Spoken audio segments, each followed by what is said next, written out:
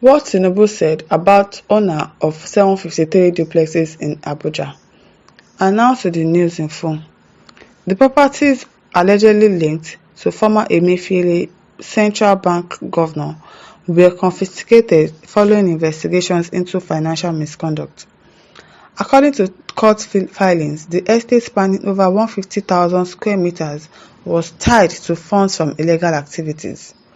The EFCC, acting on evidence from its investigation, secured a final forfeiture order from the Federal Capital Territory High Court.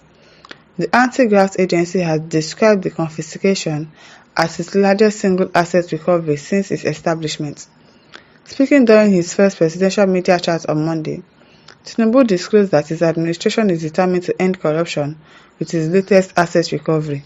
Now so, the seizure of 753 duplexes and apartments is aimed at making corruption an unattractive venture, and we are not taking our eyes off the serious matter while we fix the country. We don't know how long it started, Tinubu said, reflecting on the history of such activities. He did fantastic infrastructure, he has a row of houses, but you get it, that is anti-corruption. We got it for the public. The ability to stem corruption is part of the EFCC. The Nigerian leader also revealed that his administration's decision to increase the national minimum wage from 35,000 naira to 70,000 naira is a critical step in the fight against corruption. So you think that paying people 70,000 naira will fight corruption? How much is a bag of rice? It has not even bought a bag of rice. 70,000 naira. That one alone will go up all your transportation fare. Do you know how much transport has increased since you started this subsidy, removal of subsidy and everything? Nigerians are really going through it. You are saying the minimum wage will stop against corruption. How? Some people are living from hand to mouth. Before they collect salary, the money that they borrowed, it has finished. The 70,000 naira, they are going to use it to pay gbese on top gbese. Because before you get to work, before you calculate how much you are going to spend to go to work, the 70,000 naira has finished. So how is that going to curb corruption? I wonder how. There are so many anti-corruption mechanisms that you can put in place that will help people not to be corrupt. Like what and what? If you are putting it in place, don't put it in place just for Nigerians. Put it in place because of your ministers, because of your governors, because they are the thieves. They are the ones stealing money in this country. If you want to put anything in place, any mechanism in place for people not to be corrupt, start with your cabinet, because most of them are corrupt and then they get away with it. Nothing happens to them. Maybe you should start using them as scapegoat first, so that Nigerians too will now stop that. If he can do this thing to his minister, to people in his cabinet, then who are we? The masses that will now be disobeying or want to be acting corrupt. Start with them first, because there are so many corrupt leaders in APC. See Yaya Bello, the amount of money he stole, and now he's working freely. I saw Oji Uzor Kalu hugging him. Maybe that one went to Oji Uzor Kalu's house. He's smiling. Stole billions of naira and now he's working freely. So how is corruption supposed to end in this country? You cannot just be making rules for the poor masses. Make rules for yourself as well. If you as a minister, if you as a governor, if you are caught doing corruption, if you are caught stealing money, this is your punishment, and then you enforce it, then we'll know that you are serious. But until then, no. Because you cannot just be making rules for the poor people alone, as if people are alien to rules.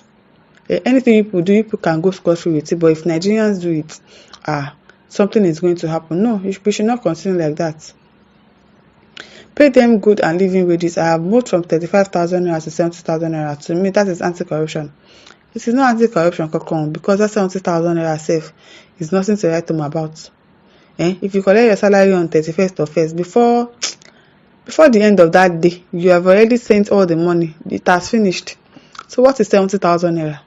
It is nothing, I beg. It is nothing. James Swankwo says Emefiele was not a hungry man before he became CBN governor. He was the managing director of Zenith Bank for many years. Stop witch hunting the innocent man. He's not all innocent though. He's not innocent. I know that he might probably not be the owner of the house, but they used you to get the house. So of course you are not innocent. You also deserve to be punished. But the thing now is that the real owner of the house, they will not arrest the person because we are not going to find out. It might be Buhari that is the owner. It might even be our president Tinubu that is the owner. It can be anybody. Because obviously that house does not belong to Emefiele, but he's the one taking the fall for it. So he's not all innocent because he agreed to do it. So he should face the consequences of his action. Berezi Kelvin says this is witch hunting, investigate and probe others. You know them, EFCC. Of course they know them, but will they do anything? No. This is Nigeria. Michael Tinubu says Emefiele is not the only thief. Those building universities should be probed too. Where did they get billions of naira to build them? I know the person that you are talking about. But if you go and mention their name, now they'll just come and bundle you in your house and bundle you to their region. Well, you don't go with that. NDBC Omumani says, please, Tinubu says he wants to end corruption in Nigeria. Who is Tinubu for the first place? Someone who failed election and uses money to buy INEC and judiciary over to be the president. Is that not corruption? If he really wants to fight and end corruption, let him step down from the seat. If I hear say he step down, somebody that said Emilio come and did everything possible to make sure that he entered, you not think he will step down? Step down fire. Kokumo Ibulu says, stop fooling yourself. Who won the election? Kokumo, who won the election? Why can't you tell us? Mrs. Oketa says, we are there when the man started the building. Why can't they ask him who is the owner in the first place, my dear? Can you imagine? They waited for him to finish building the house. 753 houses in a 150,000 acre of land. And yet people did not see anything until they finished building it. Obviously, he's just taking a fall for somebody. But that's good for him too. Info Unique Home says, Emefiele is supposed to be giving capital punishment. Now so. He said if Itobi had won the election, this IPOB criminal would have escaped with all the trillions that he stole. Do people even calculate the trillions Emefiele would have used to get those massive duplexes? He has those assets scattered in Nigeria. Emefiele is the biggest thief ever. Very, very big thief. A very, very big thief. So he's not innocent. They might be hunting him, but it is good for him. It is good for him. He should enjoy himself in prison or whatever. Emily Walter says, so where is the money? We are just reading it in the news media. No worker has been paid. Even the 32k granted as or approved increment on the monthly pension of retiree has not been paid. You don't know that these people, they are audio. Because me too, I have not heard anybody that they said they've collected the 70,000 naira minimum wage in the country. Nobody. They'll just be doing audio increments. You know, go see them. Always lying to people. So, my listeners, over to you. Leave your thoughts in the comment section. Don't forget to like, to share and subscribe. Thank you for listening. See you some other time. Bye.